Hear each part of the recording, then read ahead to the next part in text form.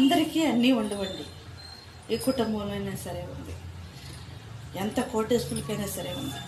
దేవుడు ఎక్కడో ఒకసాట ఏదో ఒక లోపం కలిసి ప్రతి ఒక్కరికి ఇస్తూ ఉంటాడు. ఎందుకంటే నేనున్నాను అని గుర్తు చేయడానికి దేవుడిచ్చే ఒక నిదర్శనం అని ప్రతి ఒక్కరు కూడా తెలుసుకుంది.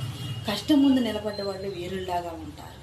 కన్నీళ్లు కారవచ్చు, వేదన పడవచ్చు, కుంగిపోవచ్చు. కానీ వాళ్ళ కష్టం ఏదో ఒకరోజు విజయంగా మారితే ఫ్రెండ్స్, వాళ్ళకంటే వీరులు ఎవరో ఉండరు. నీ కష్టాలు చూసి, నీ కన్నీళ్ళు చూసి, నిన్ను చూసి నవ్విన వాళ్ళంతా కూడా నీకు ఒకరోజు చేయెత్తి చేకొట్టేలాగా ఉంటారు. ఎందుకంటే స్వార్థం ఏ ఒక్కరిని కూడా నిలబడలేదు, కన్నీళ్ళు ఏ ఒక్కరిని కూడా ఓడిపోయినది ఫ్రెండ్స్. న్యాయం ఎప్పటికైనా కానీ నిదానంగా గెలవచ్చామో కానీ న్యాయం ఓడిపోదండి. అలాగని చెప్పేసి సిగ్గుతోనో అవమానంతోనూ నువ్వు ఇవాళ నీ బీతతనం చూసో, లేకుంటే నీకున్న స్థితిగతిలో చూసో, నీకున్న ఇల్లు వాటిలో చూసి, నీ కుటుంబాన్ని చూసి నువ్వు బాధపడవచ్చు, వేదన చెందవచ్చు. ఇతరుల్లాగా నేను నా భార్య బిడ్డలో చూసుకోలేకపోతున్నాను, నువ్వు ఏ భర్త అయినా కానీ వేదన పడవచ్చు. చాలామంది మగవాళ్ళు ఉన్నారు.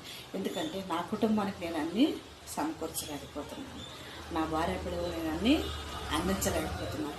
ఎవరి లోపాలు వాళ్ళకి తెలుసండి, కానీ సరిదిద్దుకోరు.